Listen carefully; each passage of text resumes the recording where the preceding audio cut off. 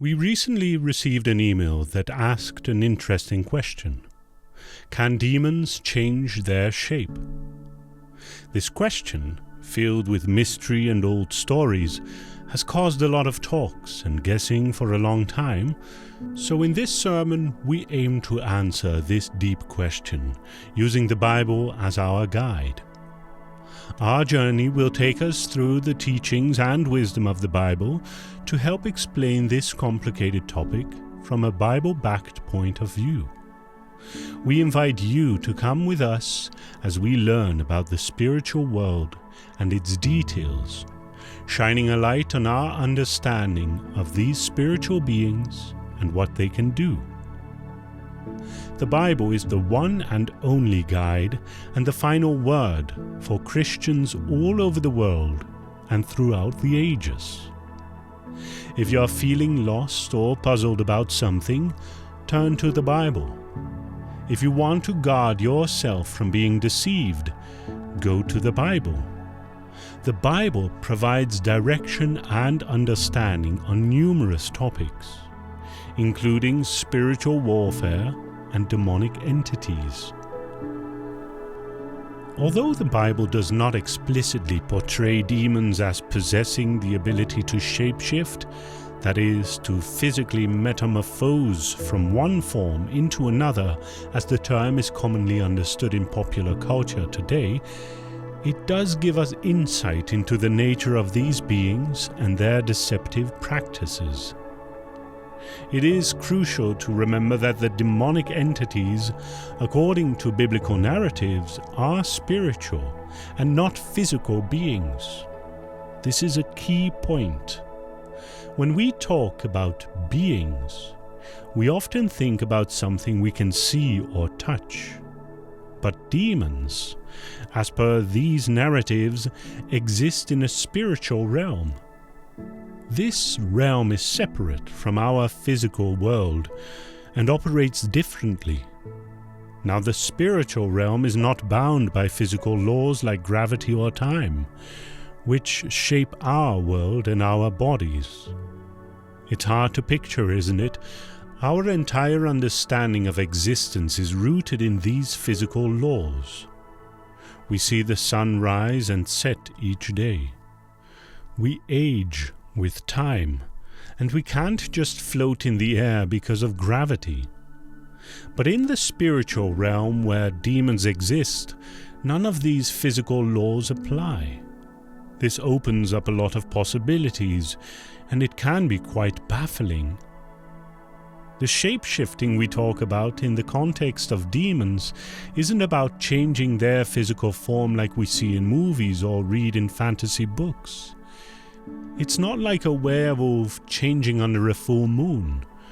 Because remember, demons are spiritual beings, not physical ones.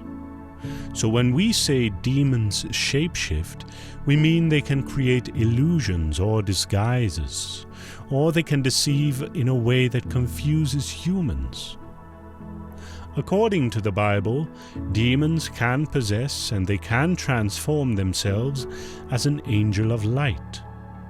For instance, in 2 Corinthians 11 verse 14, the Apostle Paul warns the Corinthians about such deceptive practices.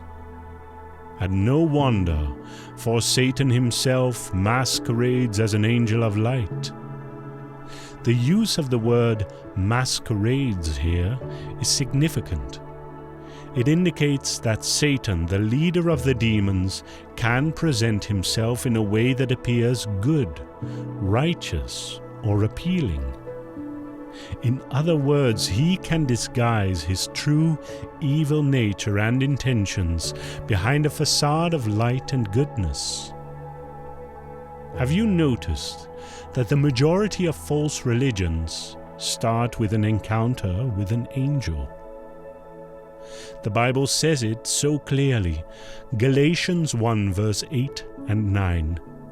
But though we, or an angel from heaven, preach any other gospel unto you than that which we have preached unto you, let him be accursed. As we said before, so I say now again, If any man preach any other gospel unto you than that ye have received, let him be accursed. It's almost as if God knew, which we know he did know, that there will be a rise of religions that are formed because of one person's interaction with an angel that is preaching another gospel. The Bible warned us never trust an angel who preaches another gospel other than the one that has been preached. Do you know that actual religions have been started based on an individual claiming they had been visited by angels? And these angels came to them with divine revelation, preaching another gospel. Allow me to be clear. I firmly believe that people can interact and see angels today. That is true and scriptural. Hebrews 13 verse 2, Be not forgetful to entertain strangers, for thereby some have entertained angels unawares. In the book of Revelation, angels will be seen in earth's atmosphere in Revelation 14 verse 6 to 13. Angels are real, and they play a real part in the life of God's children. Hebrews 1 verse 14. Are they not all ministering spirits, sent forth to minister for them who shall be heirs of salvation? However, an angel from God will not come seeking to be worshipped or attempting to preach another gospel message. The Bible warns us never to trust an angel who preaches a gospel different from the one that has already been taught. Did you know that some religions have been founded by individuals who claim to have received visits from angels? These angels supposedly brought them divine revelations, presenting an alternative gospel. It's worth considering this. If you were the devil and wanted people to believe in the falsehood you're promoting, would you appear to them with red skin, 2 horns on your head, and smoke coming from your ears? Or would you present yourself as an angel of light, something good and pure? In fact, there are religions today, followed by millions of people that believe they were initiated by individuals visited by angels. Throughout history, many have claimed to have seen angels. People commonly associate Satan, demons, and deceptive doctrines with sinister appearances like horns, but this isn't necessarily accurate. There are groups that follow Lucifer and view him as a light bearer. They argue that Lucifer is genuinely good and merely misunderstood.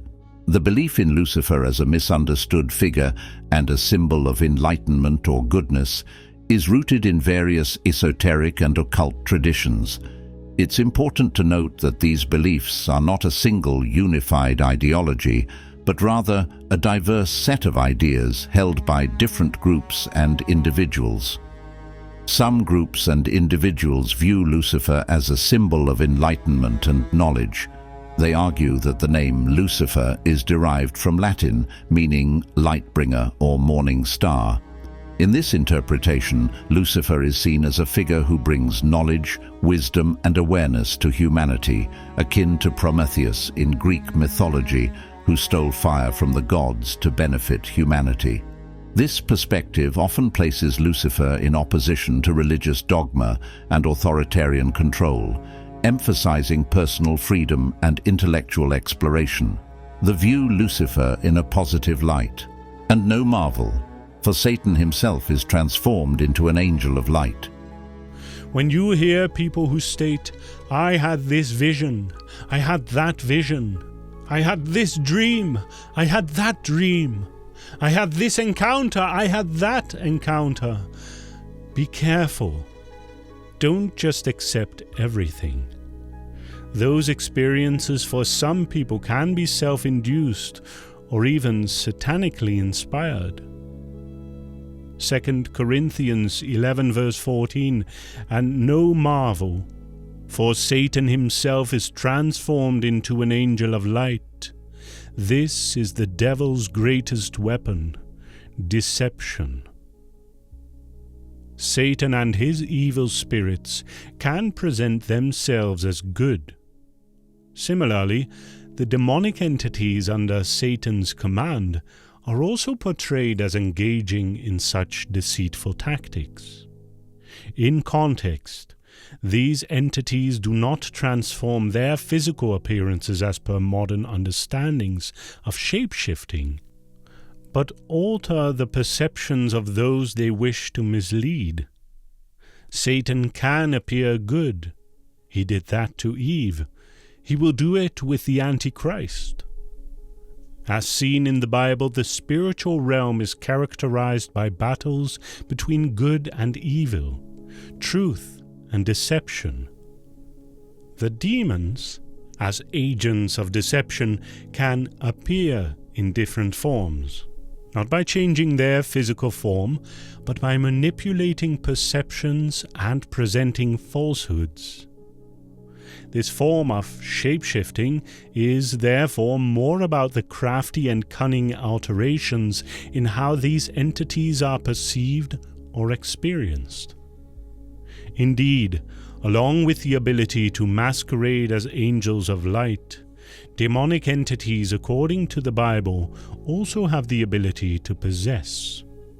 Possession refers to the state where these entities take control of an individual, influencing or even fully governing their actions and behavior.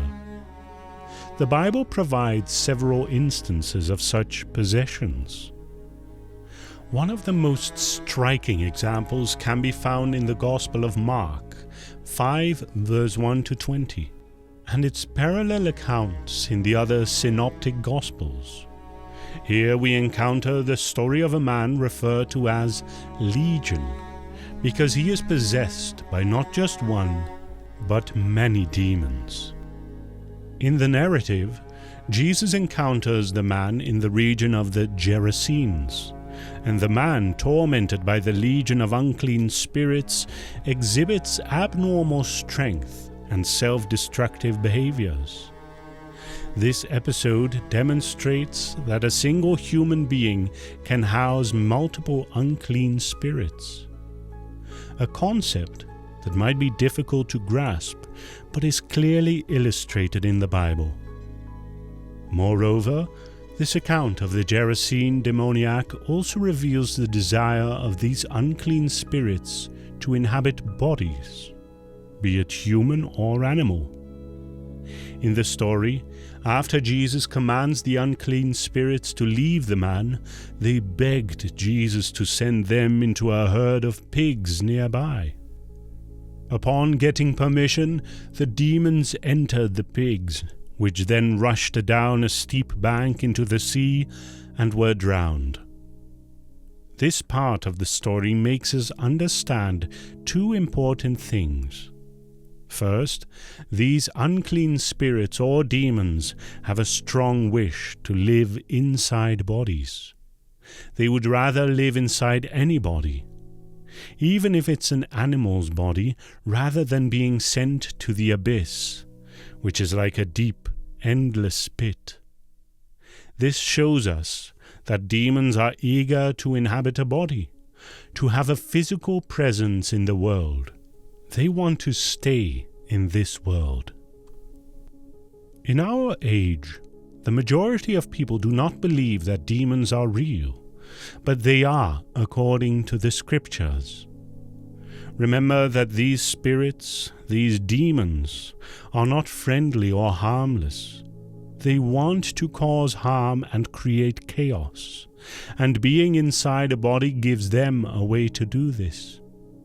The second point is that these spirits are harmful. We can see this from what happened to the pigs. As soon as the demons entered them, the pigs ran straight into the lake and drowned. This shows that where these spirits go, damage follows. They hurt the things they inhabit. When we look at these 2 points, we see a clear picture of what demonic possession can look like. We learn that a single person can be filled with many demons. we see that these demons have a strong desire to live inside bodies. And we learn that they cause harm to the bodies they live in. All of this is important for us to know, because it helps us to understand the spiritual battles we might face. Understanding the dangers of demonic possession is important if we are to recognize and respond to spiritual battles and protect ourselves from deception. When we know what we're up against, we can be better prepared to defend ourselves and our loved ones. That's why it's so important to keep studying the Bible and learning about these things. In conclusion, do demons shapeshift as we commonly understand it? Based on the Bible, no.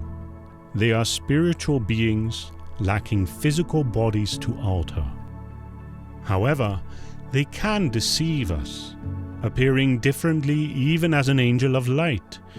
They can possess bodies, controlling actions, leading to harm and destruction. This isn't traditional shape-shifting, but a spiritual deception. It is essential we recognize these dangers. We must stay aware, continue studying the Bible, and seek God's guidance. Demons don't shapeshift physically. Their change is a spiritual deception. We must remain vigilant, defend against these deceptions, and rely on God's Word to navigate the spiritual realm.